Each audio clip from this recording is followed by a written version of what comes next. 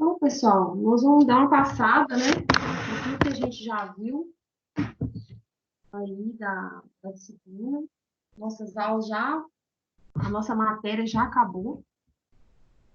Então, nós vamos dar uma repassada aí em tudo que foi visto na sessão, na unidade um e na unidade 2, que são 3 sessões para cada unidade, né? E aí vocês podem fazer perguntas, ou parar quando tiver alguma dúvida, ok? Nós falamos na primeira aula sobre as generalidades do sistema elétrico e sobre o sistema de geração, como ele funciona, o sistema de transmissão, de distribuição e o consumidor final, mostrando aí quem e qual é a função de cada um deles, né, desses setores. Então, sobre o sistema de geração, nós falamos ali sobre o sistema de geração formado pelas hidrelétricas, termoelétricas, centrais hidrelétricas, pequenas termoelétricas, usina eólica, que faz parte do sistema de geração do Brasil.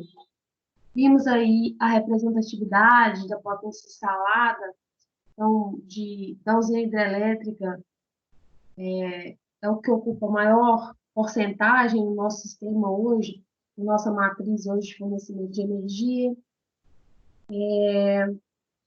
Falamos sobre alguns tipos, furnas, algumas companhias que a gente tem com maior representatividade no Brasil. Falamos sobre o sistema de transmissão, né, onde ocorre a geração de energia, lá nas termoelétricas, nas hidrelétricas, nas eólicas. Depois da geração, nós temos a transmissão. E aí nós fazemos essa transmissão através de transformadores. Então, o sistema de transmissão é responsável por grande quantidade de energia elétrica proveniente das usinas geradoras. Então, normalmente ela é transmitida em 13,8, na verdade, mais usualmente aqui no Brasil, padronizou seguintes níveis de tensões para transmissão. Então, você encontra níveis de tensão de 750 kV, 500, 138 e 69 kV. E para subtransmissão, 138, 69 e 34,5 kV. São alguns níveis de tensão trabalhados no sistema de transmissão no Brasil. Nós vimos aí a representatividade disso, das linhas de transmissão. Falamos também sobre essa representação de uma subestação de transmissão, onde a gente tem ali, ó, a rede primária, aí tem onde chega ali da geração, né? Depois você tem 2, aterramento, linhas de barramento, tem para-raio, tem disjuntores, tudo que faz parte ali do nosso sistema de transmissão, uma subestação que a gente vê, que a gente tem aí em Patinga, por exemplo, também, a gente consegue enxergar isso. Então, você tem aqui a rede primária, e no final, aqui no 12, você tem a rede secundária, que já passa para o sistema de distribuição. E aqui tem todos os dispositivos ali, chaves seccionadoras, os TCs, os TPs, tem transformadores, tem salas de controle, tem grade de segurança e tem, no final, a rede secundária. Então, no sistema já de distribuição, então gerou, transmitiu, agora vai distribuir. Agora nós temos os consumidores ali que vão fazer parte dessa distribuição. Então, o sistema de distribuição de energia elétrica é responsável por conduzir energia aos consumidores finais. Por isso é necessário reduzir o nível de tensão das linhas de transmissão. Então, para níveis de tensão de primária e secundária. Os níveis de tensão classificados como primários são os de 13,8 a 34,5, que podem ser trabalhados aí em áreas industriais, em áreas comerciais. E os secundários são os que variam de 110 a 440. Então, normalmente entrega esse nível de tensão 13,8 e 34,5 para empresas, né, indústrias, siderurgias, e aí a empresa fornecedora de energia, ela entrega nesse nível de tensão. Já para a gente que é consumidor residencial, eles entregam na tensão que varia de 110 a 440, podendo aí um consumidor comercial operar nessa faixa devido aos equipamentos que ele tem lá na rede dele. Então, 110 vezes 20, 440. Aí ele fala sobre algumas distribuidoras do Brasil, nós falamos sobre isso, a Copel, a CEMIG, aqui de Minas Gerais, a CPFL, a Coelba, que é mais no estado da Bahia, a CELG, que é no estado de Goiás, e aí são algumas distribuidoras. Falamos sobre alguns programas que existem, né, o Baixa Renda, Luz para Todos, que são programas de inclusão social. Então, quem são os consumidores finais e como eles são classificados? Então, vimos também que eles são classificados em subdivisões nas seguintes classes de consumo. Então, B1 é um cliente classificado como residencial e residencial de baixa renda. Então, B2, rural, cooperativa de eletrificação rural e serviço público de irrigação. Vocês estão acompanhando aí no livro? Eu estou mostrando aqui? Alguém fala aí que está enxergando? Sim, Nádia, tá dando para ver Ok? aqui. Tá bom. Então, a subdivisão de classe de consumo B3 são para as demais classes e B4 é para a iluminação pública.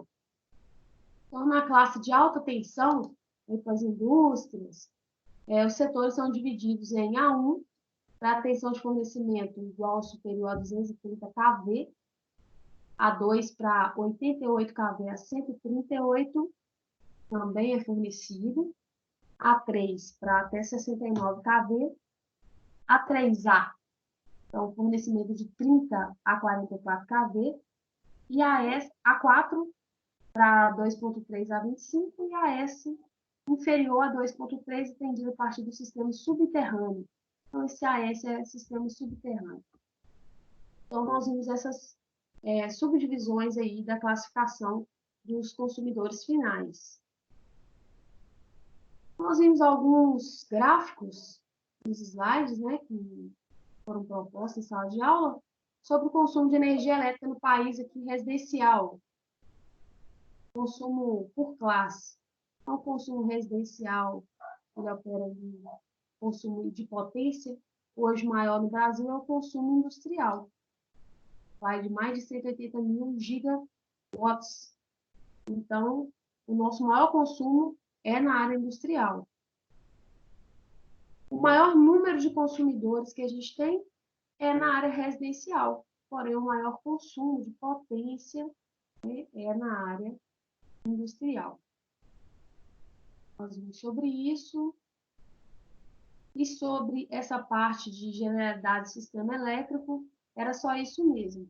Nós fizemos essas questões e a resposta da 1.1 é a letra D, letra A e a letra E. Vocês querem que passe esses exercícios novamente?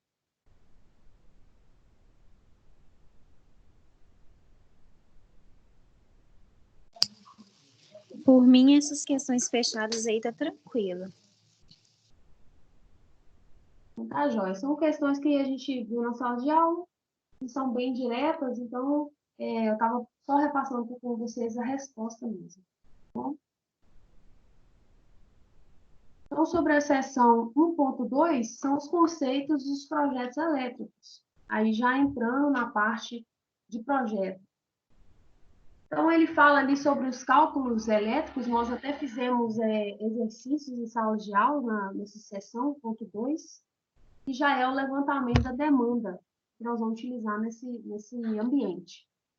Então, os cálculos que são feitos são levantamento de demanda de iluminação, levantamento de demanda de tomada de uso geral e de uso específico, as divisões das cargas em circuitos conforme a funcionalidade, dimensionamento de condutores elétricos e proteções, são alguns cálculos que a gente tem que fazer, e é isso aí que foi tratado, e vocês têm até que entregar essa atividade 1.2 para mim.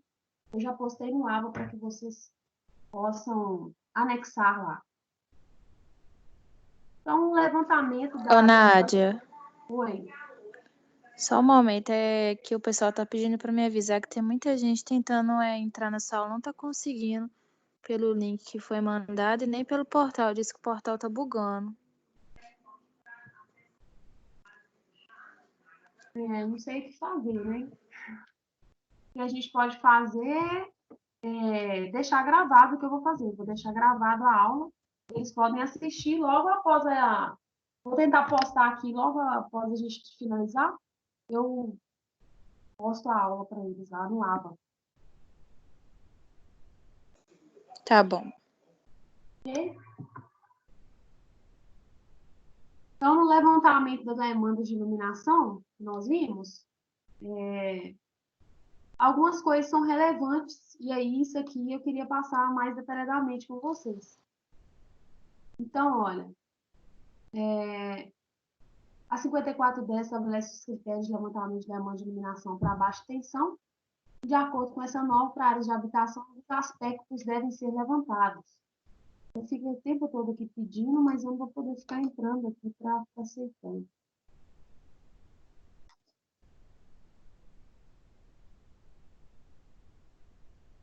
Então, ó, alguns requisitos mínimos para a demanda de iluminação. Instalação de pelo menos um ponto de luz fixo no teto em cada área. Então, isso aqui é um requisito.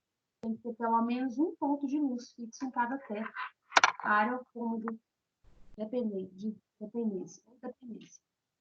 Previsão de carga mínima de 100 VA para os primeiros 6 metros quadrados. Primeiros 6 metros quadrados, 100 VA de iluminação. Acrescidos de 60 VA, sabemos que VA é potência aparente. Para cada aumento de 4 metros quadrados inteiros. Então, se não der o acréscimo de 4 metros quadrados inteiros, a gente não vai fazer esse acréscimo. Regra válida para áreas maiores que 6 metros quadrados. Então, esses daqui são os requisitos da demanda de iluminação.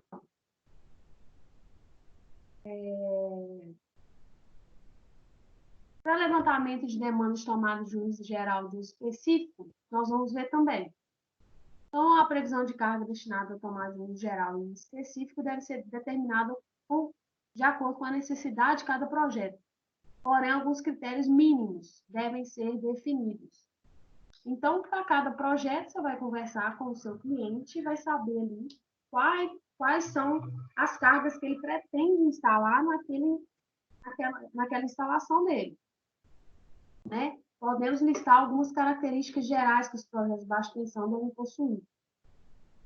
Então, isso daqui é importante vocês darem uma olhada. Em banheiros, é necessário prever pelo menos um ponto de tomada de 600 VA de potência. Valor de potência mínimo. Então, mínimo 600 VA. Você tem ali também mais uma tomada de uso específico do banheiro, que seria o chuveiro. Pode ser de 4.500 VA, 5.500 VA, dependendo da potência que for instalada. Para cozinhas, copas, áreas de serviço, lavanderias e locais similares, é necessário prever uma tomada a cada 3,5 metros. Ou fração de perímetro. Então, vocês lembram aí que quando a gente fala em iluminação, a gente trabalha com metro quadrado. Quando a gente está falando aqui de tomadas de uso geral, né, e o específico, nós estamos falando de perímetro. Então, para a cozinha, copa, área de serviço, lavanderias e locais similares, a gente tem aqui, olha, em áreas de bancada contendo pia, deve ser instalado 2 tomadas, podendo ser no mesmo ponto ou em pontos distintos, sendo 600 VA de potência valor mínimo para os primeiros 3 pontos de tomada e para os demais 600 VA. Então, até 3 pontos, 600 VA. Então, 600 vezes 3. Se tiver mais pontos, nós devemos acrescer em 600 VA. Essa regra ela é válida para até 6 pontos de tomada. Então, em cozinha, a gente tem geladeira, tem forno, tem micro-ondas, então são filtros. né? Então, muitas coisas se instalaram na cozinha. Então, por isso, essa demanda de potência na área de cozinha é maior. Mas nós temos aí um termo aí, que é copa, né? Se uma copa ela for uma sala de jantar, é que antigamente a gente chamava de copa. Mas, por exemplo, uma cozinha de uma área industrial é chamada de copa. Só que lá é uma cozinha e não uma sala de jantar. Uma sala de jantar ela não demanda essa potência, mas uma cozinha sim. Então tem que ficar atento a isso. Então, para varandas, deixa eu habilitar mais algum aqui. Não sei por que vocês estão com problema. Então, para varandas é previsto pelo menos um ponto de tomada de 100 VA de potência. A varanda tem pelo menos um ponto de 100 VA. Para sala e dormitório, é necessário prever pelo menos um ponto de tomada a cada 5 metros, ou fração, então, se for fração, de 100 VA por ponto, que é o valor mínimo. Então, esses requisitos aqui, gente, a gente tem que decorar mesmo, né? A gente tem que dar uma olhadinha e dar uma decorada. São poucos pontos, olha. Para a parte de iluminação são Não, 2, 3 pontos. Oi. o pessoal tá mandando no grupo aqui que tá aparecendo a mensagem que alguém vai deixar eles ingressarem na reunião em breve, mas ninguém deixa. Eu não sei por que está dando problema hoje, não, porque esse link é o mesmo e nunca teve problema no link. Eu vou ver depois, mas eu vou continuar a aula e salvar lá para o pessoal assistir.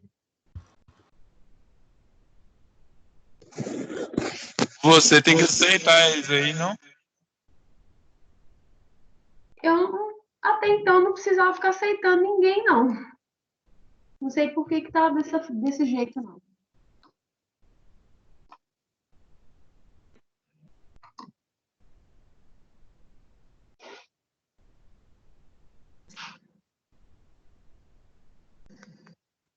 Peçam o pessoal aí para pedir, para ser adicionado.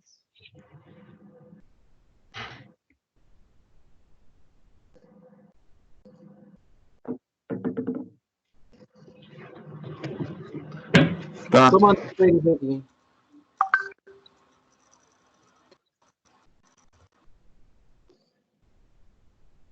Não apareceu mais nenhum para mim. Então, gente, eu estava falando com vocês, para demanda de iluminação, vocês têm 2 pontos aí para ser decorado da norma, né, que são bem simples. E para a parte de tomada de uso geral específico, vocês têm 1, 2, 3, 4 pontos.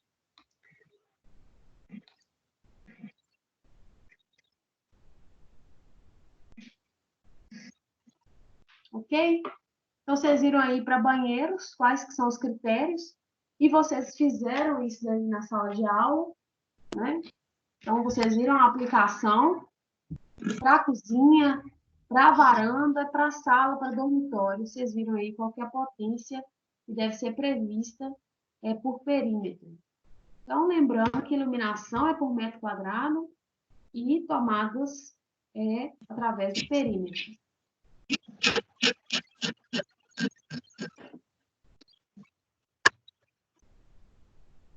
Ocultem aí o microfone, tá bom? Então, as cargas, a divisão das cargas. Vocês fizeram isso também no final do exercício, acho que no finalzinho vocês fizeram a divisão do circuito. Então, a divisão das cargas deve seguir algumas regras também, de acordo com a NBR 5410 de 2004.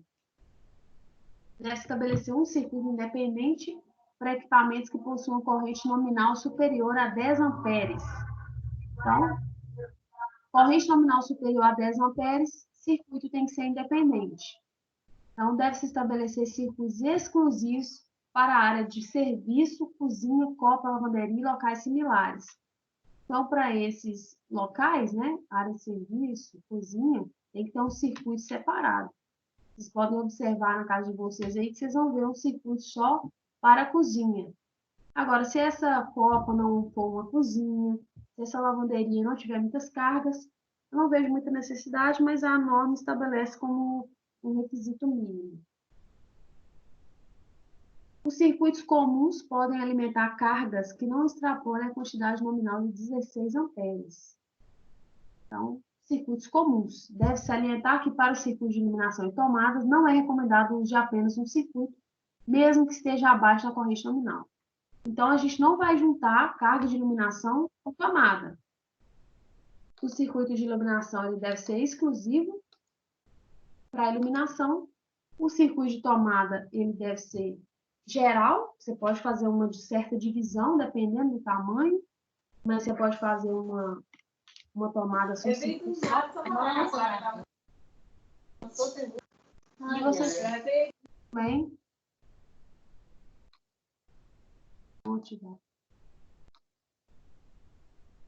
Nós temos também circuitos independentes que precisam ser separados também.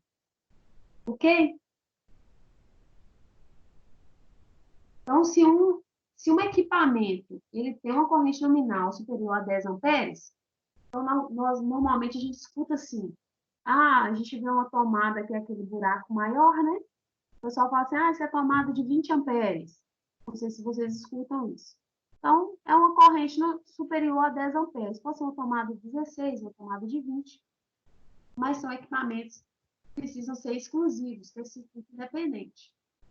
E nós temos os circuitos que são separados, que são banheiros, né? Ou então só o chuveiro, e a cozinha, como eu disse para vocês. Então, circuitos comuns, a gente vai separar em iluminação e tomadas no geral. A gente não mistura iluminação com tomadas. Né? Vocês fizeram isso aí na sala de aula também.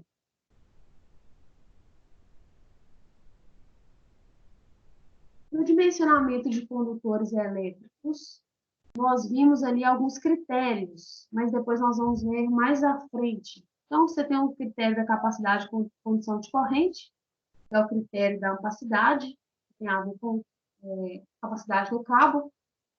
Tem o critério de queda de tensão, né, que está relacionado com a distância. E tem o critério de seção mínima. Então, o critério ali que prevê tomada de força em 2,5 milímetros quadrados e circuito de iluminação, seção mínima 1,5 milímetro quadrado.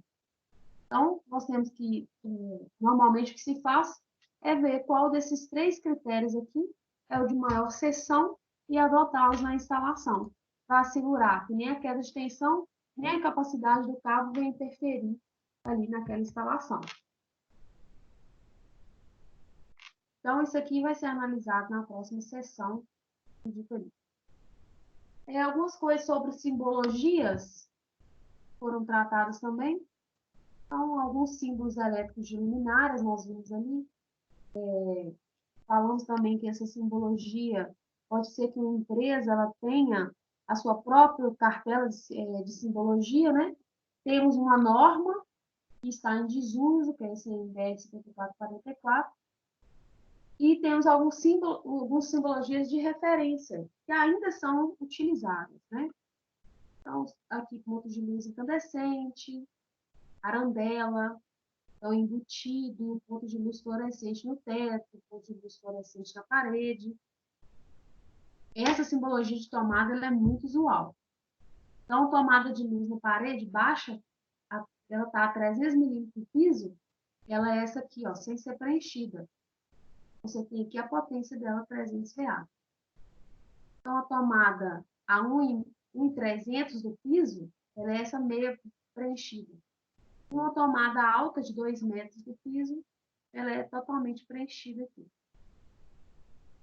Temos a tomada de luz no piso também, né? Aqueles lugares, ambientes, salões, né? Você tem aquelas tomadas de luz no piso. Essa simbologia de quadro também é muito utilizada.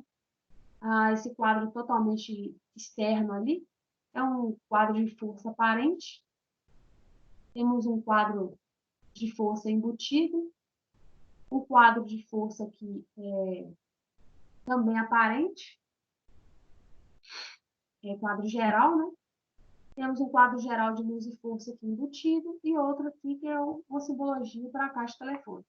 Então, são algumas simbologias que foram colocadas aí no livro que são adotadas aí na representação dos projetos elétricos residenciais, alguns industriais também. Então, alguns símbolos para interruptor, um interruptor de uma seção, interruptor de 2 seções, interruptor de 3 seções. Então, a letra minúscula indica o ponto de comando. Então, você tem interruptor e você tem a lâmpada. E aí, você vai ter aquela simbologia aqui, essa letra minúscula, indicando ali onde quem que ele está comandando, qual circuito que ele está comandando. Então, você tem esse preenchidinho aqui, o interruptor three-way, né, o paralelo, e esse aqui é o intermediário, ou four-way, que a gente vai ver só lá para frente, vimos na última aula, eu acho, na penúltima aula.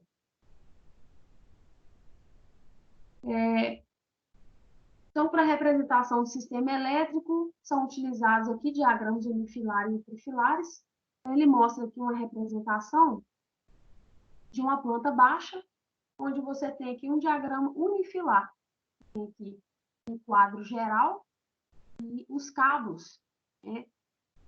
Uma representação ali de terra, fase neutro, de cada circuito, indo para uma lâmpada, indo para uma tomada, indo para um equipamento. Então, a representação das simbologias que foram apresentadas. Você tem os símbolos dos condutores. Então, esse símbolo aqui, que você tem um condutor, e ele está seccionado aqui, é condutor fase no interior de um eletroduto. Então, para esse daqui, é um condutor neutro no interior de um eletroduto, condutor de retorno e o condutor terra. Terra é só esse Tzinho, o retorno é meio, e o neutro, ele tem essa quebrinha, então é fácil de reconhecer. Ele mostra também um exemplo de diagrama trifilar, onde você tem aqui as fases, a fase 1, a fase 2, o neutro, a proteção, a barra de equipotencialização, DPS, dispositivo de proteção contra surto. Você tem aqui um disjuntor principal, que ele é de 50 amperes. Claro que isso aqui é um exemplo. Você tem aqui os disjuntores de cada circuito. Então, isso aqui poderia ser o circuito de iluminação, o circuito de tomada de energia geral, o circuito de chuveiro, o circuito do ar-condicionado, né? E aí por diante. Então, nós temos aqui a representatividade também de um DR, que é um dispositivo diferencial residual, que nós falamos sobre ele também na penúltima aula, que está lá na frente. Então, isso aqui é a representação do diagrama trifilar. Então, vimos ali a representação de um unifilar e de um trifilar. Aqui são alguns exercícios propostos pelo livro, aqui tem algumas situações. Para essas respostas, nós vimos na sala de aula, as respostas dessas questões 1, 2 e 3 são A, B e B. Tá? Então, como eu falei, nós não vamos repassar esses exercícios, já foram passados na sala de aula. Então, são propostas do livro que são só cara crachá, né? Então, tá, tudo que foi falado, a resposta está aqui. Então, número 1, letra A. Número 2, a letra B. E número 3, a letra D. Ok? Façam aí nos estudos de vocês. Deixa eu ver aqui se tem mais alguém.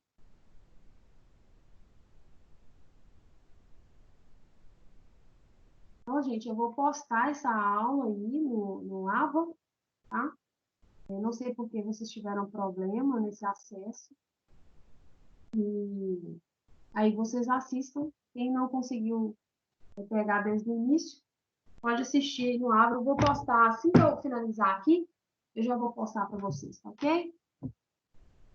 Então, na seção 1.3, nós vamos falar sobre o dimensionamento de condutores elétricos. Nós vimos também. Vocês até calcularam. Então, nós temos ali Seção mínima de condutores, que é um do critério da seção mínima, determina a bitola do condutor fase a partir da utilização do circuito.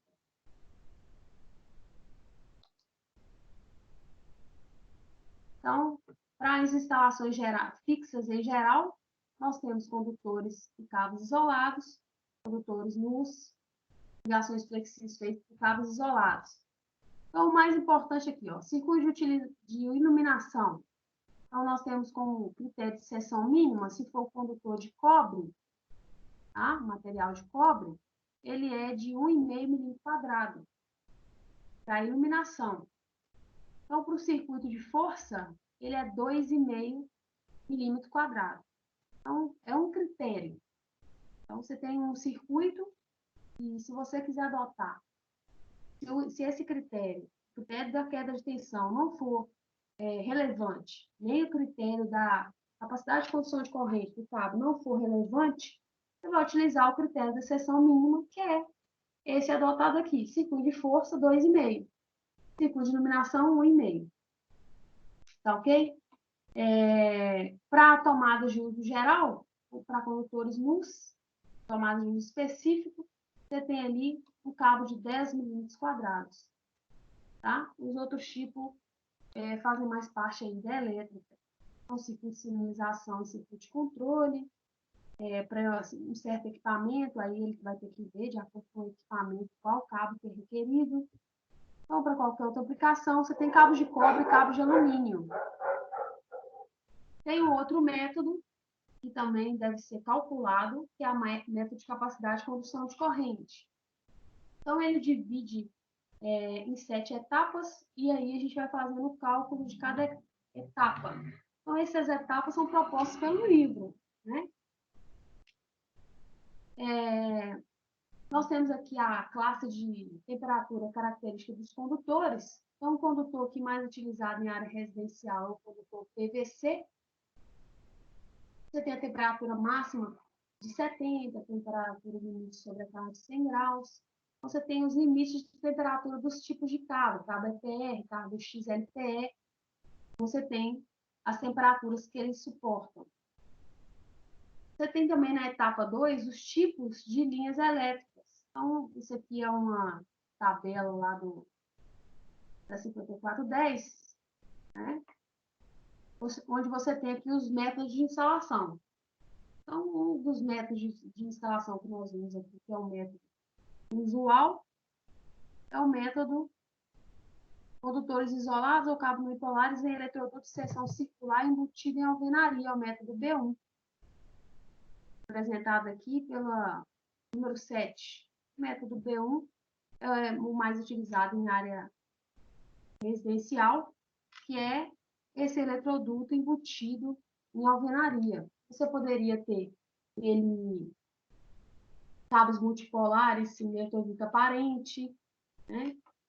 Eletroduto aparente, tem cabos multipolares em paredes térmicas. Então, são vários métodos de instalação, com certeza todos não estão aqui relacionados no livro.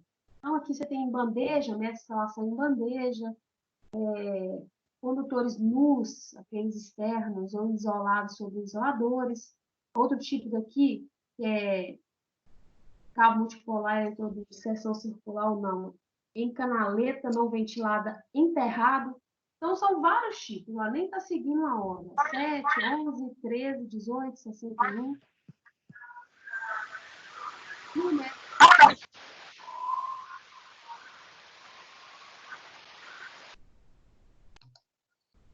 O método de instalação é esse método de referência, A1, B1, B2, que é assim que é chamado. Método C, D, então alguns deles estão relacionados aí, mas são muitos tipos de instalações que podem ser feitas com os eletrodutos. Então, você seleciona qual aquele que você vai utilizar na sua instalação, no seu projeto. Na etapa 3, o cálculo da corrente projeto. Então, de acordo com o tipo de circuito. Então, para fazer o cálculo da corrente projeto, você vai precisar da potência ativa dividido sobre a tensão, né? Isso aqui são alguns parâmetros que são utilizados para circuitos trifásicos, que já não faz parte da área residencial. Mas vamos passar aqui, ó. P é potência ativa, medida em watts. S é uma potência aparente, VA. Esse V minúsculo aqui, tensão entre fase e neutro. Esse V maiúsculo aqui é tensão entre fase, então é fase. E esse N aqui é rendimento. E cosseno φ é o ângulo do fator de potência. É o fator de potência, esse φ é o ângulo do fator de potência. Então, para circuito para cargas resistivas, iluminação, por exemplo, a gente vai fazer esse cálculo aqui, olha. IB é igual a potência dividido pela tensão. Para carga indutiva, que são motores, vamos para aqui circuitos monofásicos. Então, você tem a potência dividida pela tensão, vezes o cosseno φ, vezes o rendimento. Então, para cálculo de motores, corrente de motores. Para qualquer tipo de carga, a potência aparente sobre a tensão. Então, para circuitos bifásicos, você vai utilizar aí a tensão bifásica, por isso esse V maiúsculo. Então, seria a potência daquela carga resistiva dividida pela tensão ali, 220, por exemplo. Para carga indutiva e para qualquer tipo de carga. Por fim, mais para o pessoal da elétrica mesmo, para circuitos trifásicos, eles já sabem, né, a corrente é calculada pela potência dividida pela raiz de 3, vezes a tensão, vezes cosseno φ, vezes o rendimento. E para a corrente de projeto, para qualquer carga, é a potência aparente dividida por raiz de 3 vezes a tensão trifásica. Então, você calcula aqui a corrente de projeto. Na etapa 4, nós fizemos cada etapa dessa na sala de aula. Né? Vocês fizeram aí na seção 1.3, a lista 1.3, que inclusive deve ser entregue, e eu já postei lá no AVA para vocês anexarem. Na etapa 4, são determinados os números de condutores carregados. Então, para o circuito monofásico, números de condutores carregados, eles são 2, fase neutra. Para o circuito bifásico, 2 condutores. Para o circuito trifásico, 3 condutores carregados. Ok? Na etapa 5, determinação da bitola do condutor para uma temperatura. Então, vocês viram aí esse critério de capacidade de condução de corrente. Então, tem uma das tabelas da norma, aí no livro, né? E o correto é vocês olharem a norma, 5410. Então, essa tabela aí é a tabela de capacidade de condução de corrente para métodos de referência. Somente para os métodos A1, A2, B1, B2, C e D. Os métodos, nós acabamos de falar, são aqueles de instalação. Como vai ser instalado esse eletroduto? Como nós vamos passar o cabo? É enterrado? Em alvenaria? Vai ser exposto? Vai ser em bandeja? Vai ser em leito? Vai ser em eletroduto exposto?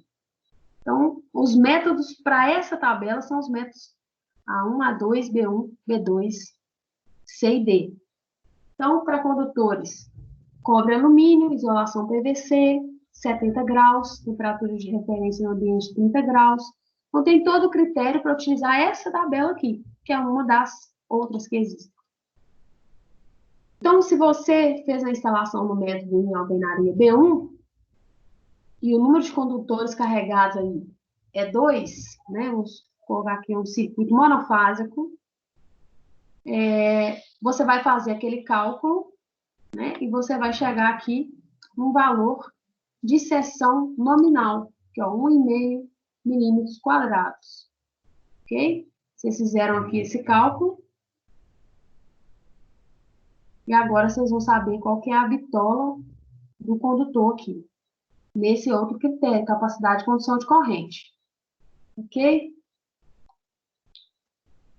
Tem aqui um exemplo que foi dado, onde se adota o critério de seção mínima. E agora nós vamos ver sobre o fator de correção de temperatura. Então, na etapa 6 é o fator de correção de temperatura. Então, se você utilizou um cabo, um eletroduto um cabo de PVC, né?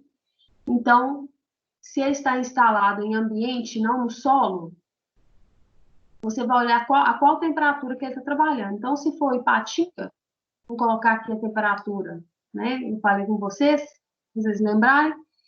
Então, o fator de correção de temperatura ambiente, diferente de 30 graus para linhas não subterrâneas e 20 graus para linhas subterrâneas. Então, dependendo da temperatura que ele for trabalhar, você tem aqui, você escolhe a isolação, né? E você tem ali o fator de correção que você vai utilizar. Ô, professor, essa tabela vale para residencial e industrial também? Olha, ele é mais utilizado em área industrial. Ah, tá. Tá? Beleza. Mais utilizado em área industrial. Tá bom. Mas dependendo do tipo de instalação que você fizer, você pode utilizar esse método. Você vai estar resguardando a sua instalação, porque você fazer uma instalação lá no sul e fazer uma instalação lá no Pará, tem uma grande diferença. Isso aí no caso de temperatura, né? Então, esse fator de correção, o que ele vai fazer? Normalmente, ele joga para cima a seção do condutor. Entendeu? Então, se o critério da seção mínima ele deu 2,5 milímetros quadrados, provavelmente ele vai subir aí a seção, dependendo da temperatura que você for trabalhar. Você vê aqui que até 30 graus, olha, para PVC, o fator é 1, ou seja, ele não vai interferir. Agora, onde essa temperatura ela é maior, ele já começa a fazer diferença. Entendi. Ok? Outro fator de correção que também é utilizado é o fator de correção aplicáveis a condutores agrupados em feixe, em linhas abertas ou fechadas, e a condutores no mesmo plano em camada única. Então, você vai ver isso aí lá na 5410. Então, outro fator de correção que também é aplicado é o fator de correção de agrupamento. Então, de acordo com o método de AF, você tem três condutores agrupados. Você vai utilizar um fator de correção de agrupamentos, 3 circuitos ali. Então, de 0,7. Então, esses fatores, se você tem uma bandeja, por exemplo, muito em área industrial, é utilizado. Você tem uma bandeja que vai passar uma quantidade de circuitos. Vai passando os anos, o pessoal vai sobrecarregando aquela bandeja. Então, isso vai interferir na capacidade do cabo. Então, por isso que esse fator de correção de agrupamento ele é utilizado para linhas abertas ou fechadas, tanto em eletroduto quanto em leito. Aberto você tem que utilizar. No caso, você passar mais circuitos dentro de um mesmo eletroduto. Você vai passar um circuito para um lugar, um circuito para um lugar, está tudo passando no mesmo eletroduto. Então, você tem um impacto ali de temperatura, você tem um impacto ali das ondas eletromagnéticas ali no próprio condutor. Então, por isso é utilizado esse fator de correção. Ok? Mais alguém entrando quase 8 horas. Então, no final, você faz o cálculo da corrente corrigida. Para obter a corrente, devemos fazer a seguinte equação. Então, você vai pegar aquele cálculo de corrente que você fez, corrente de projeto, e vai aplicar os fatores de correção de temperatura e o fator de correção de agrupamento. Então, após obter a corrente corrigida, deve-se retornar uma das tabelas da 5410, aquelas tabelas de capacidade de condução de corrente, né, que eu disse para vocês que são várias, e determinar a seção do condutor após a aplicação dos fatores de correção. Aí você vai ter corretamente aquele condutor que deve ser utilizado naquele projeto, naquela instalação. Outro método que é utilizado também, além do critério de capacidade de condução de corrente, além do critério de seção mínima, é o critério da queda de tensão. Então, esse critério aqui exposto, ele não é muito usual para o pessoal da elétrica, tá? Nós vamos passar aqui, ele é mais usual, ele é mais simples, mas ele não é muito usual para o pessoal da elétrica aí. O pessoal da civil pode estar utilizando. Então, o método de queda de tensão consiste na determinação da seção do condutor elétrico, analisando a queda de tensão provocada pela passagem de corrente elétrica, devendo estar dentro dos limites determinados pelo 5410. Então, olha, ele fala aqui que esse método pode ser aplicado para o dimensionamento de condutores em instalações residenciais, ou seja, pode ser utilizado para dimensionar condutores em circuitos com pequenas cargas. Então, esse método de queda de tensão tem outro método de se calcular ele, tá? Então, ele está relacionado com a distância, o distanciamento da carga ali do quadro. Então, do quadro, do ponto de energia, né, de fornecimento até a carga, você tem uma certa distância, e nessa certa distância pode haver queda de tensão. Então, a queda de tensão máxima admissível é de 4%. E aí você tem essa tabela de queda de tensão, que leva também à seleção... Ô, professor. Oi. Então, quanto mais distante for, vai ter mais queda de tensão? Então, tem que ter um limite, de tantos e tantos metros, tem que ter sei lá, um transformador, alguma coisa assim? Não. Você tem um limite de queda de tensão. Então, se você tiver uma estação muito distante, porque o metro aqui é o somatório da potência vezes o metro, vezes a distância. Então, o máximo admissível é de 4%, porque senão vai queimar os equipamentos, vai dar subtensão, né? Então, o que você vai fazer? Você vai trabalhar com condutores com seção maiores. Entendeu? O critério de seção mínima vai te dar lá que uma carga, ela vai ser instalada com você pode utilizar 2,5 milímetros quadrados. O critério da capacidade de condução de corrente vai te falar ali para você usar um cabo de 4 milímetros. Mas pode ser que através desse cálculo aqui, de queda de tensão, essa carga seja muito distante. Por ser muito distante, ele vai dar um cabo maior ainda, um cabo de 6 milímetros quadrados. Então, assim, não é questão de, isso é normal ou anormal. É questão de cálculo mesmo, né? Pode ser que no primeiro momento a carga vai funcionar, mas com o tempo, rapidamente vai haver essa queda de tensão e vai levar à queima do equipamento. Você vai ficar sem saber o que aconteceu, foi por conta disso. A distância que ele está da fonte. Entendeu? Entendi agora. Então, você tem aqui para 220, essa tabela para 110. Vocês fizeram o cálculo aí na sala de aula também. Esse aqui é um exercício, né, que mostra um quadro e cada circuito, e ele pega os distanciamentos para fazer o cálculo aqui do somatório da potência vezes o metro, a distância, né, e chega ali analisando a tabela nos valores dos condutores de cada circuito. Vocês podem refazer isso aí em casa, mas vocês fizeram e tem que me entregar isso pronto na lista 1.3. Ok? Para essa sessão, que é a 1.3, né? As respostas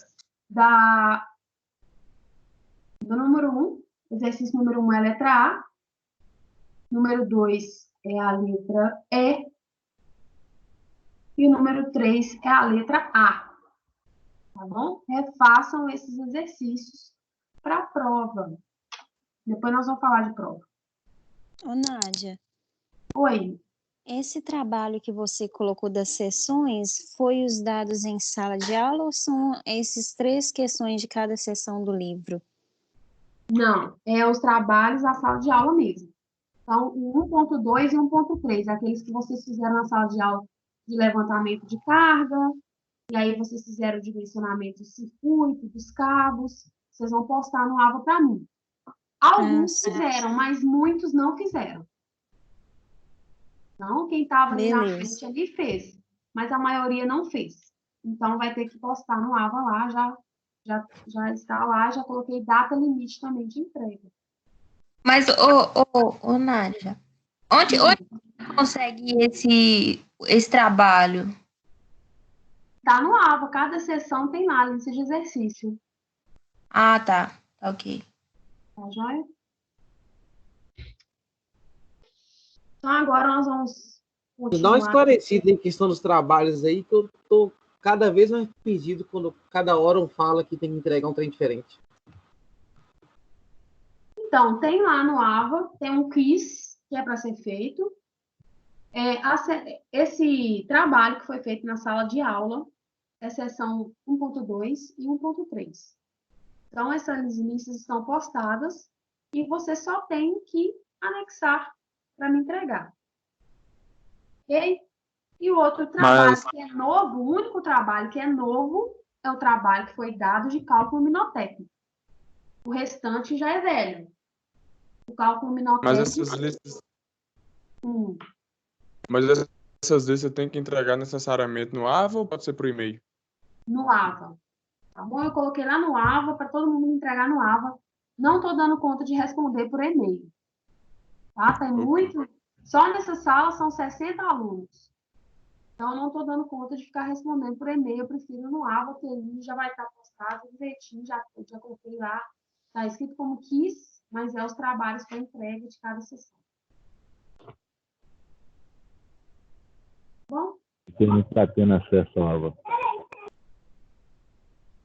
Aí tá difícil, porque o coordenador me passou que todo mundo já está com acesso ao AVA. Nós já estamos em abril, então tem que olhar com o coordenador sobre isso. Então, pessoal, continuando aqui na seção 2.1. Ô, Nádia, desculpa só te interromper. São quantas listas? Ó, tem as duas da sala de aula e tem o trabalho novo, que é do cálculo luminotécnico. Então são 3. Isso. Tá ok. Obrigada. O trabalho do cálculo é uma memória. Quem já fez as listas da sala de aula é só postar. Só tirar foto e postar. Bom? Então, os eletrodutos nós falamos também. Eu fiz uns slides explicando sobre, postei para vocês. Então, os eletrodutos são componentes de instalação elétrica que propiciam um meio envoltório, um invólucro aos componentes elétricos, aos condutores elétricos. Então, nós temos aqui a taxa máxima de ocupação dos eletrodutos. Então, para a quantidade de condutores, nós temos a taxa máxima de ocupação. Então, para um condutor, 53%, 2 condutores, 31%, mais de 3 condutores, 40%, que é o mais utilizado, tá? A taxa máxima de ocupação de um eletroduto é 40%. Então, ou seja, 60% do eletroduto tem que ficar livre. Né? O que acontece hoje é que o pessoal entope um eletroduto de cabos. Então, depois, para uma pessoa precisar fazer alguma movimentação, alguma modificação dos cabos numa instalação, fica muito mais complicado. Então, taxa máxima de ocupação, quando você vai fazer o projeto, deve ser de 40%. Isso aí faz com que a seção do eletroduto aumente também. Então, por isso é interessante observar isso. Ok?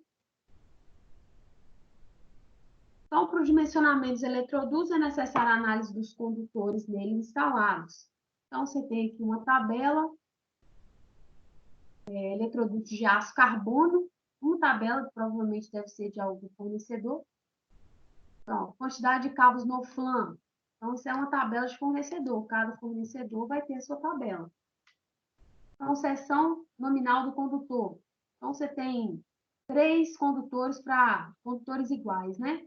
Você tem 3 condutores de 4 milímetros, você vai ter um eletroduto de 15 milímetros para ser instalados. Então, o diâmetro nominal dos eletrodutos em milímetros.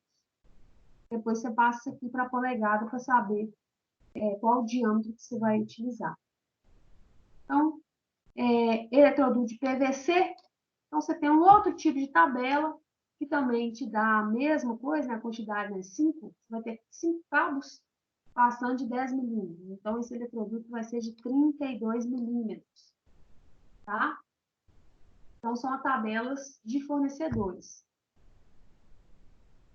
Então, para determinar o diâmetro nominal dos eletrodutos que possuem condutores de seções nominais diferentes em seu interior, é necessário calcular a útil do eletroduto e, após esse passo, analisar as tabelas fornecidas pelos fabricantes. Então, o cálculo do diâmetro interno dos eletrodutos deve-se analisar a equação a seguir. Então, esse D, o diâmetro aqui, vai ser a raiz de 4 vezes o somatório da área externa dos condutores a ser instalado, dividido por F, que é o valor determinado a partir da quantidade de cabos ou fios. Então, dessa forma, para o uso de um condutor, então esse fator, esse F, vai ser 0,53. Para o uso de 2 condutores, considera 0,31. E para 3 condutores, 0,40. Deixa eu ver alguém aqui, está entrando tarde.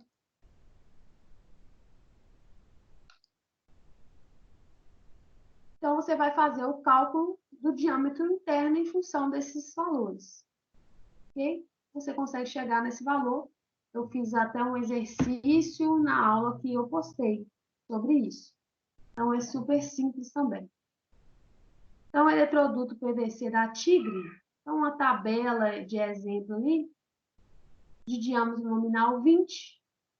O diâmetro interno dela é 16,4, a espessura da parede 2,2, o comprimento ele vai ser em barras de 3.000, né?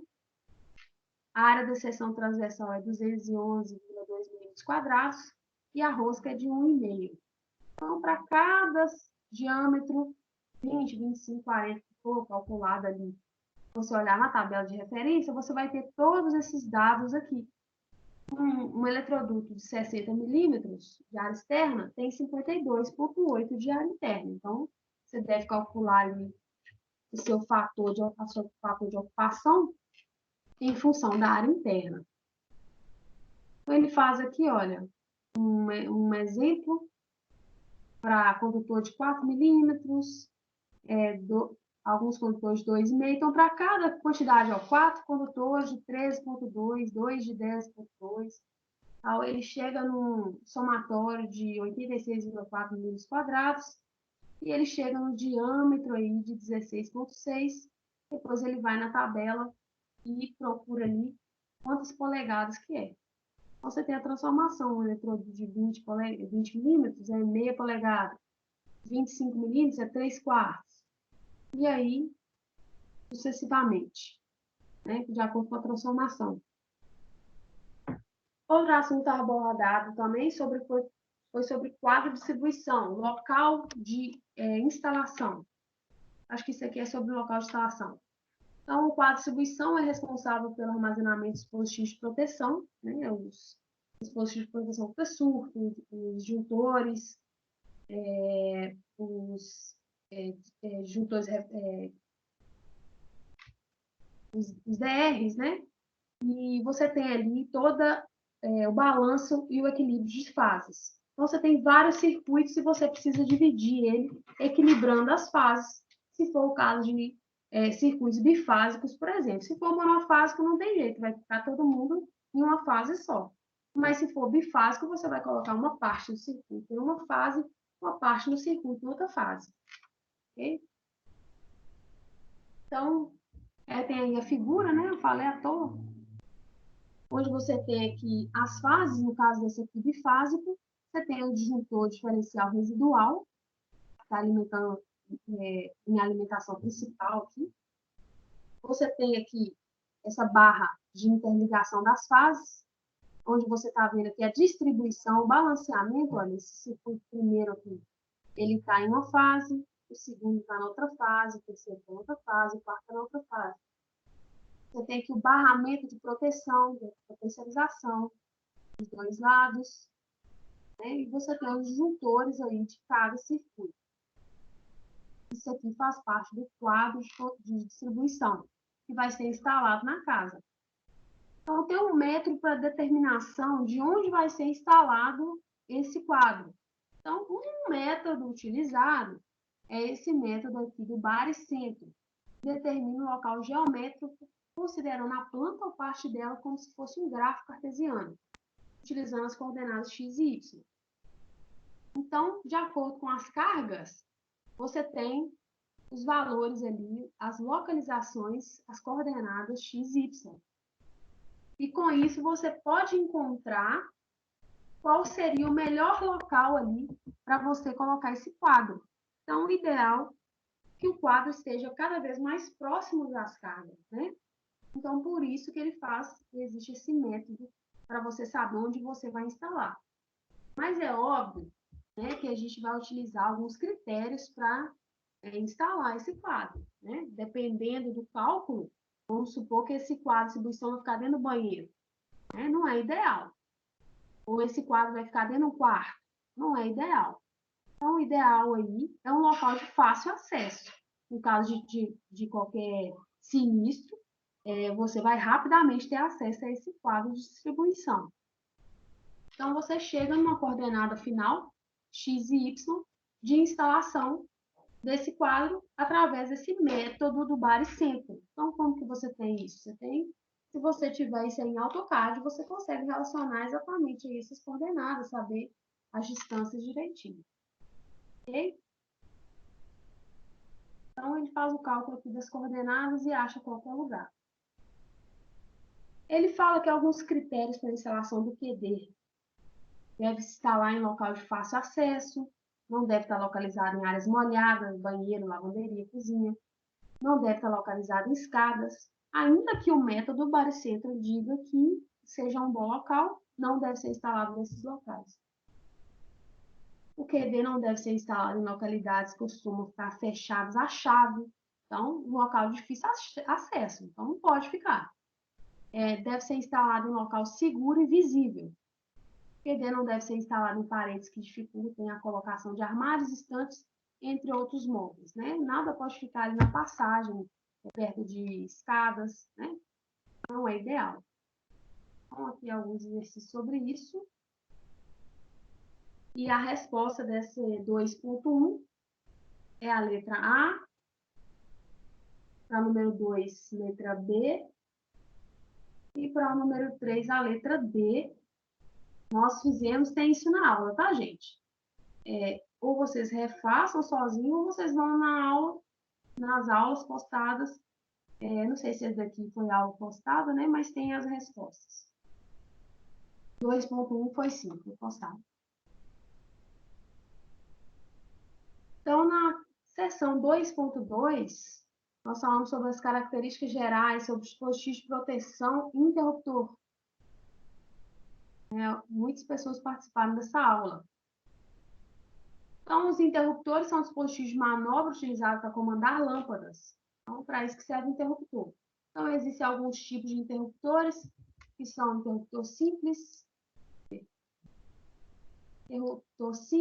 o three-way e o four-way. Nós vimos aqui alguns esquemas elétricos de interruptor, vocês têm a aula postada, né? O interruptor simples, formado por dois terminais e um contato, Esse equipamento pode atuar no comando de um ou mais pontos de luz. Então, é aquele interruptor simplão mesmo. Você tem chegando no interruptor a fase e na lâmpada o retorno, né? Vai o neutro na lâmpada e o retorno no interruptor. Então, a fase ela não chega na lâmpada. E nós falamos sobre isso. O esquema elétrico do interruptor paralelo, que são 3 terminais e um contato, atuando no comando de um ou mais pontos de luz por meio de 2 interruptores. Então, você tem um interruptor em um extremo e outro interruptor em outro extremo. Ou de sala, ou de um ambiente, um hall, ou de um salão de eventos, né? Onde você pode ligar e desligar lâmpadas em locais diferentes. Então, interruptor paralelo, também chamado de three-way. Nós temos também, nesse formatão aqui, nesse esquema elétrico, os interruptores intermediários, ou interruptor four-way, onde nós temos os interruptores paralelos e os interruptores intermediários.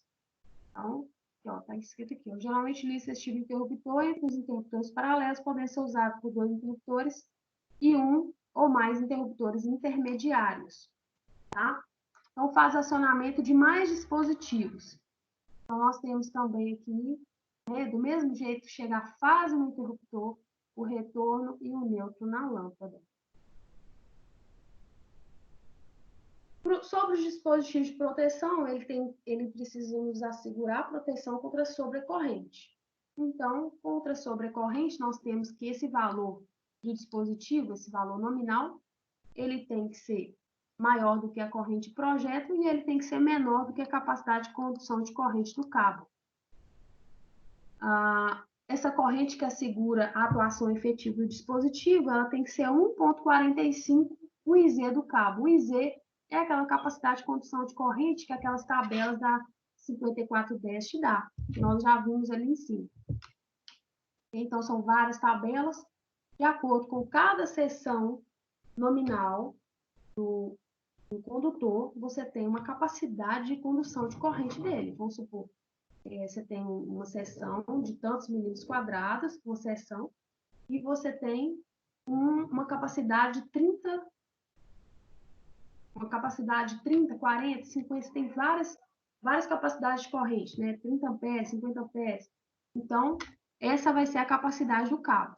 Então, esse dispositivo de proteção, ele tem que estar entre essa capacidade de condução de corrente e entre a corrente de projeto que foi calculada. Sobre o IB, vocês já viram. Então, tem outro tipo de proteção, que é a proteção contra curto-circuito. Alguns requisitos têm que ser atendidos. Então, a corrente de ruptura, ela tem que ser maior do que a corrente de curto-circuito. O tempo de disparo do dispositivo de proteção, ele tem que ser menor do que o tempo limite de atuação do dispositivo. Então, você tem o cálculo do tempo limite de atuação do dispositivo, que leva em conta essa constante K, que está relacionado com o tipo do cabo, né? Se ele é de PVC, se ele é EPR, se ele é XLPE, né? E você tem S, que é a seção do condutor em milímetros, e você tem essa corrente de curto-circuito, que ela é presumida no ponto de instalação. Ou você tem ela presumida, ou você tem ela medida. Você chega nesse tempo limite de atuação, né? E ele tem que ser maior do que o tempo de disparo. Ok? Com isso, você está protegido contra curto-circuito e contra sobrecorrente. Alguns dispositivos de proteção utilizados para esse fim de proteção são os disjuntores termomagnéticos, que nós apresentamos como disjuntor unipolar, bipolar e tripolar. Sobre o princípio de funcionamento do disjuntor termomagnético, nós vimos ali que ele tem a atuação de 2 dispositivos internos, que é o relé térmico e o magnético. Nós falamos sobre isso na última aula. Então, o relé térmico atua somente na presença de correntes sobrecargas, esse bimetal aqui, né? E sendo formado por lâmpadas bimetálicas. Então, essas lâminas são construídas de material que possuem coeficientes de dilatação diferentes, normalmente de latão e aço. Então, você tem nessa parte preta aqui um material, nessa parte branca aqui outro material. Então, a atuação desse dispositivo é provocada por meio do aquecimento de uma liga bimetálica. Então, para um certo valor de aquecimento ali, né, de temperatura, um vai envergar, né, vai dobrar mais do que o outro. Com isso, vai ter o acionamento desse dispositivo. Você tem também aqui o relé magnético. O relé magnético atua apenas contra a corrente de curto-circuito. Então, um é para sobrecarga e o outro relé magnético é para curto-circuito. Então, esse dispositivo é formado com a bobina, aqui, olha, com núcleo metálico que se magnetiza na presença das correntes de falta. Então, ele magnetiza e faz também o acionamento desse dispositivo, né? A abertura desse dispositivo, né? Abrindo, assim, o dispositivo, desligando todo o sistema elétrico. Então, a funcionalidade do disjuntor é essa, né? Ele faz o seccionamento do circuito, que é o que a gente quer. No caso de sobrecarga, e no caso de curto-circuito. Essa aqui é uma curva de atuação de um exemplo que ele mostra, né? Curva de atuação, tempo versus corrente. Você tem um tempo de atuação e você tem uma corrente ali suportável. Outro dispositivo de proteção muito utilizado é o fusível. Esse fusível oferece proteção contra corrente de curto-circuito e sobrecarga. Quem quiser um pouco mais sobre imagens, está lá. Eu postei a aula sobre isso e os slides. Tá? Aqui eu estou dando uma passada no livro. Ele oferece proteção de corrente curto-circuito e sobrecarga, porém, seu uso não é indicado para sobrecargas leves e moderadas, devido à sua característica de atuação tempo versus corrente não ser ajustável. Então, para cada tipo de fusível que você comprar, ele tem uma curva característica. E aquela curva não é alterável. Né? Você não tem ali nada para fazer uma manobra ali nele, não. Já os disjuntores têm ali um certo grau de atuação. Já o fusível, não. Então, passou daquela faixa ali de sobrecarga ou de curto-circuito, ele vai atuar e vai abrir. E não é substituível, né? O disjuntor, ele atua, você vai lá e faz o religamento tranquilamente. Fusível, não. Fusível, quando ele atua contra sobrecarga ou contra circuito, tem que jogar fora. Então, esses dispositivos fusíveis atuam interrompendo a circulação de corrente pela fusão de uma parte dimensionada para tal. Parte denominada elo fusível. Né? Todo mundo aí, já acredito, já teve a oportunidade de ver um fusível queimado. Então, aquele elo fusível ali, ele funde, né? E você tem que jogar ele fora. Essa interrupção ocorre quando a corrente excede o valor estabelecido durante um intervalo de tempo determinado, de acordo com a curva característica não ajustável desse fusível. Dessa forma, a elevação da temperatura no fusível até a sua fusão. Então, ele vai abrir o circuito. Nós falamos também que ele é classificado em efeito rápido ou fusível de efeito retardado. Então, para efeito rápido, são utilizados em circuitos que sofrem baixa variação de corrente entre as etapas de partida e de regime nominal de operação, tais como cargas resistíveis. Então, aí, por exemplo, iluminação. Já os dispositivos classificados como efeito retardado são utilizados em circuitos que possuem corrente de partida muitas vezes superior à corrente nominal. Então, eu dei um exemplo para vocês aí de motores. Né? Então, você vai utilizar um dispositivo de proteção fusível para um motor, ele vai ter que ter um tempo de atuação prolongado. Por quê? Na elétrica, a gente sabe que o motor, na partida, ele apresenta uma corrente 8 vezes a nominal. Então, ele vai ter esse pico de corrente, o fusível vai ter que ter uma curva para suportar isso. Então, ele vai suportar até um determinado período e depois ele vai começar a proteger. Então, é um fusível de efeito retardado e outro de efeito rápido. Cada um para uma aplicação diferente. Né? Temos aqui mostrando o fusível tipo D e o tipo NH, que são de efeito rápido e de efeito retardado. Então, você tem uma corzinha ali nele, né, quando ele é empregado aí na área industrial, e aí, aqui nesse aqui também tem, quando você vê ele acionado, a cor aparente, é porque ele já não está mais em funcionamento, ele já abriu, ele já atuou de alguma forma.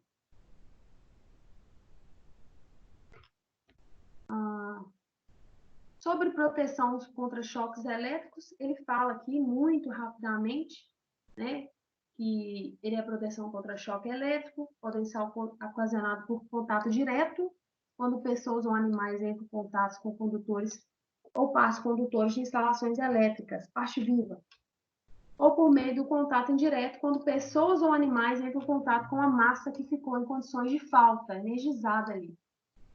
E assim, os dispositivos de proteção deverão ser dimensionados a fim de atender esses aspectos. Então, na proteção contra choques elétricos, a gente utiliza os DR. Então, disjuntor diferencial residual. Tá ok? E aí nós falamos sobre o uso dos DRs e também temos um interruptor DR. né, que possui pequena capacidade de interrupção. Então, esse interruptor é utilizado nos circuitos, o disjuntor é utilizado lá na entrada, como a gente viu naquele quadro de distribuição. Então, isso aqui é alguns exercícios, não vou passar no livro. Para a seção 2.2, número 1, a resposta é a letra E. Número 2, a resposta é a letra B. E o número 3, a resposta é a letra A. Ok?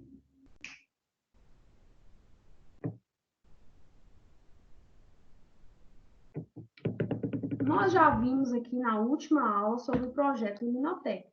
Eu apresentei para vocês aí o software Relux e pedi para vocês, inclusive, fazerem aí um cálculo, uma memória de cálculo e me apresentarem. Eu postei uma área, eu vou até mostrar aqui para vocês. Deixa eu ver se está aberto aqui. Está dando para vocês enxergarem uma coisa?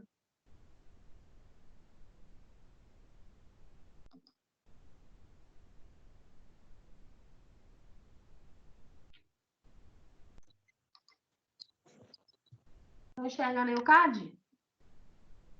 Sim.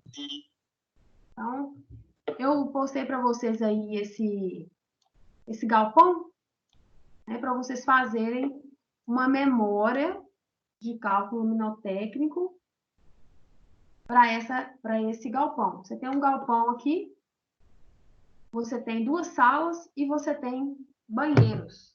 Então, para vocês aí ficar mais fácil, façam só metade desse galpão, que ele é para servir para 2 lugares diferentes, né? Mas como são iguais, vocês fazem só um lado e já tá bom. Esse galpão, essas 2 salas e esse banheiro. Podem fazer juntos ou separados, né? A análise. Utilizando o software Relux, que eu até postei para vocês. Alguém já viu lá? Como que você quer que faça esse trabalho aí? Não entendi, não. Você assistiu a última aula?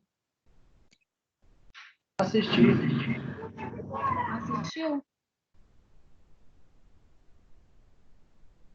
Então, vou dar uma passada aqui, depois eu vou te explicar direitinho.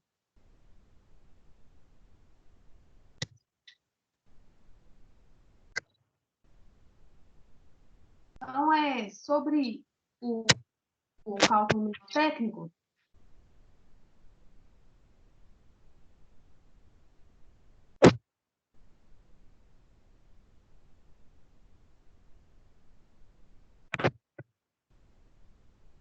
Temos alguns conceitos, né, emitidos por uma fonte de luz, entre os limites de comprimento de onda visível, o fluxo luminoso. Ele essa grandeza é medida em lumen. Tá? Então, normalmente uma lâmpada ela tem tantos lumens.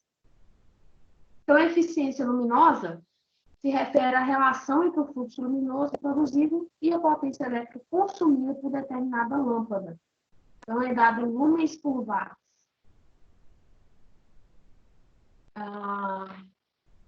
Então, alguma coisa aqui. Pode-se expressar a iluminância pela seguinte equação. Então, a iluminância vai ser esse fluxo sobre área, é o lux por metro quadrado, que é dado em lux.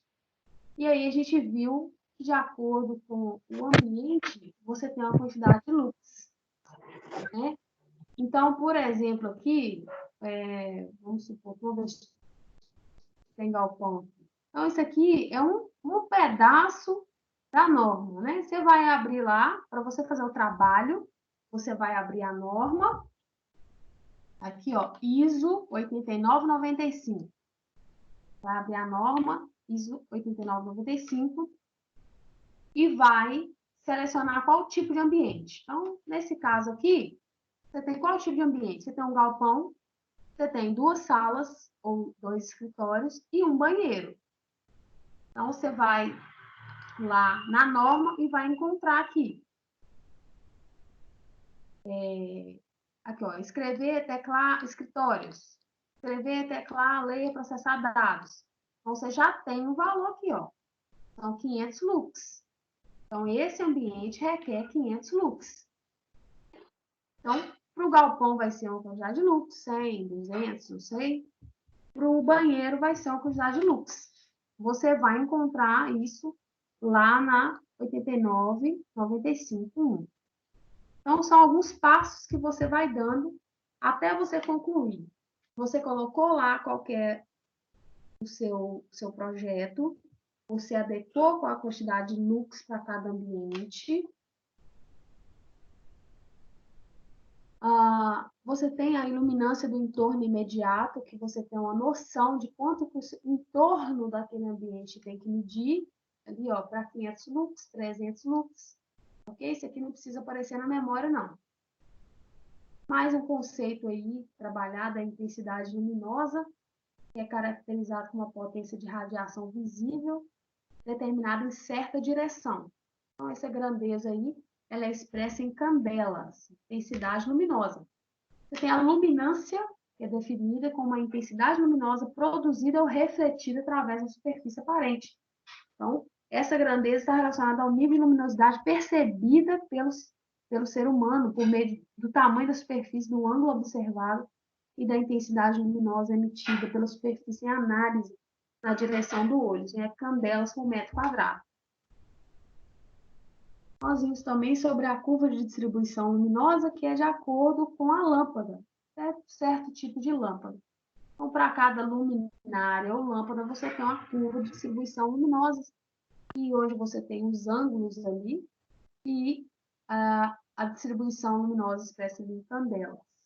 Então, para cada luminária, como nós vimos, até eu mostrei o software para vocês, temos uma curva de distribuição luminosa onde você faz a análise. Então, para certos pontos, ângulos de trabalho, você tem ali um valor expresso.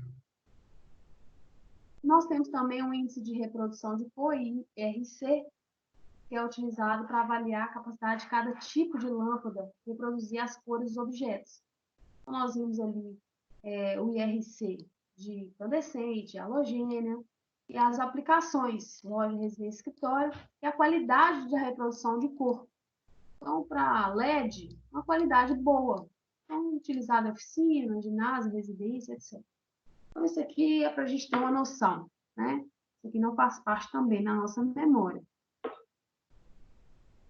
Por fim, a temperatura de cor se refere à cor aparente emitida por determinada lâmpada. Então, nós vimos ali as lâmpadas amarelas, são aquelas lâmpadas quentes, lâmpada neutra, lâmpada fria, e são as temperaturas expressas em Kelvin. Então, para cada tipo de ambiente, você pode colocar uma temperatura de cor ali que simbolize ali um ambiente íntimo, um ambiente amigável, um ambiente exclusivo, por exemplo, um quarto, falando sobre aquelas luminárias ali que ficam criadas, né? Então, você utiliza uma lâmpada mais quente. Então, as lâmpadas, elas têm essa capacidade de clarear ou de deixar esse ambiente mais íntimo, né? E áreas comerciais, aí, utilizar essa lâmpada mais fria.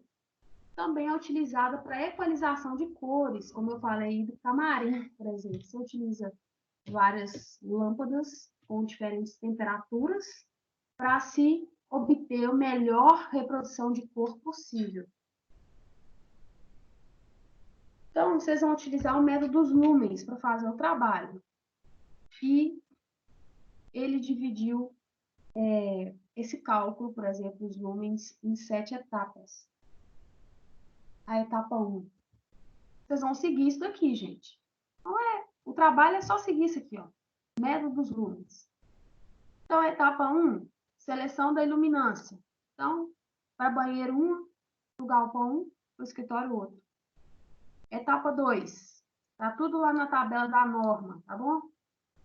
E ele também aqui, ó, segue o livro aqui que vocês vão entender direitinho.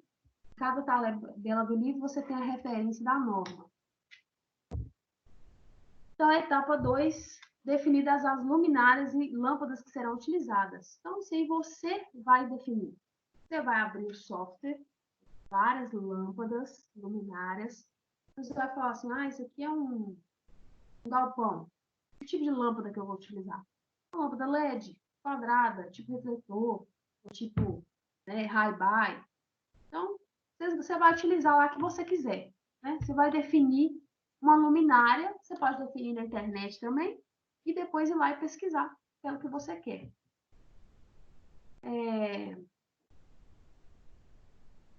Então, em relação às lâmpadas aqui, ele abre uma parêntese sobre os tipos, classificação das luminárias, luz indireta, semi-indireta, direta, semi-indireta. Então, são luminárias onde você tem uma porcentagem de luz emitida para baixo e uma porcentagem de luz emitida para cima. Então, essa luz indireta que a gente vê aí utilizada em tetos, a maior porcentagem de luz ela está emitida para cima. Ok? Então, para cada tipo de lâmpada luminária selecionada, você tem uma aplicação e ela tem a sua classificação como luminária. Então, após você determinar essa lâmpada luminária que você vai utilizar, você vai calcular o índice do local, que está relacionado com o tamanho do ambiente ali. Então, você vai definir isso. Você tem o comprimento versus largura, que está aqui já, né? Para esse ambiente, você tem aqui, ó, por exemplo, galpão, 5 por 7.400, tá? Aí você vai instalar a luminária a que altura? Você vai colocar aqui. Com isso, você tem esse índice do local. Ok? Tranquilo. A etapa 4 consiste na determinação do coeficiente de utilização. Após a determinação do índice local, a refletância dos tetos, parede e piso. Então, você tem aqui um teto. Isso aí, gente, usem a imaginação, o projeto é de vocês. Então, o teto vai ser uma área industrial. Vamos colocar que é tudo de concreto e metálico, né? Então, a reflexão ali, ó. O teto é uma superfície escura, o outro é uma superfície média, o outro é uma superfície clara, o chão é uma superfície branca, né? Ali os boquês de cerâmica. Então, você vai utilizar esse índice aqui e vai chegar no valor naquelas tabelas que foram dadas. Aí você vai lá na tabela e vai fazer a seleção. Determinado o coeficiente de utilização do equipamento, pode-se iniciar a etapa 5, que consiste na determinação do fator de manutenção. Então, o fator de manutenção, ele está relacionado com o ambiente que vai ser instalado. Então, se é um escritório, por exemplo, você não tem um fator de manutenção muito alto, é um ambiente muito limpo. Então, você vai utilizar um fator 0,8. Então, a área ali, por exemplo, do depósito pode ser um ambiente mais sujo ali, ó, ou uma carga de poluição normal, né, que você não vai ter tanta manutenção, aquela luminária não vai ficar suja rapidamente, né, ou um lugar que você vai ter muito trânsito de caminhão, ambiente aí com poeira, então rapidamente aquela luminária vai ficar com a sua eficiência comprometida. Então, o fator de manutenção vai depender do ambiente. Nós falamos sobre isso. Então, determinado isso, essas etapas, você vai aplicar os valores determinados até o momento da equação, que é a etapa 3. Então, você vai determinar o número de luminárias. Você vai calcular aqui o fluxo, que é em função da área, da iluminância, do fator de utilização e do fator de manutenção. Você vai chegar aqui no valor do número de luminárias, né, que é em função aqui do tipo de luminária que você vai selecionar. Se for uma luminária que tem 4 lâmpadas de 1000 lumens, né, então vai ser 4 vezes 1000 lumens, esse valor todo aqui dividido por 4 vezes 1000 lumens. Nós vimos, eu fiz um exemplo com vocês. Podem olhar o exemplo que foi feito na aula anterior. Tá bom? Você vai chegar aqui no número de luminárias que você vai utilizar nesse ambiente. Chegou no número de luminárias? 10 luminárias que eu vou utilizar. Então, nós vamos fazer a distribuição dessas luminárias nesse ambiente. Só isso. Pronto, acabou. E você finaliza ali a sua memória de cálculo. Tá bom? Esse método ponto a ponto está relacionado com o plano de trabalho. Eu não vou cobrar ele na prova, ele só foi relacionado aqui muito rapidamente. E nós também não vamos fazer por esse método aí no trabalho, tá bom? Então, esse método é de acordo, você vai fazer a análise de acordo com o plano de trabalho, onde que você vai trabalhar, qual a inclinação que ele está, de acordo com a lâmpada, vai fazer a análise ali da curva de distribuição da lâmpada, em função da altura da montagem, em função do ambiente, em função desse ângulo, e você também vai chegar no mesmo fim, que é os cálculos aí, de iluminação. Então, aqui tem um exemplo completo aqui, tá? E temos a resposta da seção 2.3, que é número 1, letra A, número 2, letra C, número 3, letra A. Nós falamos e vimos sobre isso, a aula está postada. Tá bom? Então, a prova de vocês vai ser no dia... deixa eu abrir aqui. No dia 27, ok? E vai ser feita pelo AVA. Vocês já devem ter recebido um e-mail falando sobre isso. Então, assim como o link das aulas, vocês vão ter um questionário na seção 1.1. Esse questionário vai ser a atividade da prova. Tá bom? E vocês vão fazer online. Aí são 5 questões. Olha, até agora me passaram 10 questões. 10 questões. Eu acho 5 muito pouco. Mesmo porque a gente Nunca tem vi. 6 sessões no livro, né? 5 questões ia ser muito pouco.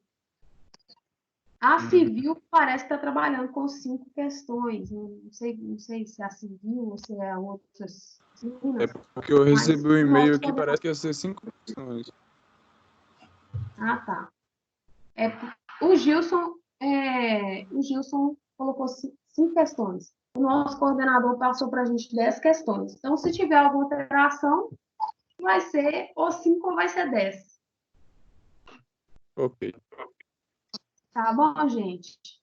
Façam aí esse trabalho no Relux, como eu mostrei para vocês. Ou façam manualmente, não tem problema, podem me enviar, tá? Tanto não conseguiu baixar o Relux, faz manual. E aí pode me mandar, pode selecionar a luminária na internet, escolher a luminária na internet, lá vai ter a curva de distribuição, lá vai ter a quantidade de lumen, vai ter tudo lá, ok? Tá muito fácil de fazer, tranquilo. E espero que dê tudo certo. E a prova vai ser super tranquila, né? Já que vocês vão fazer online, vão ter de 18 até as 22h55 para fazer.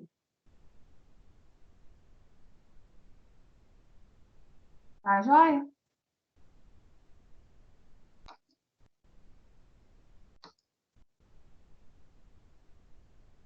Ok, gente?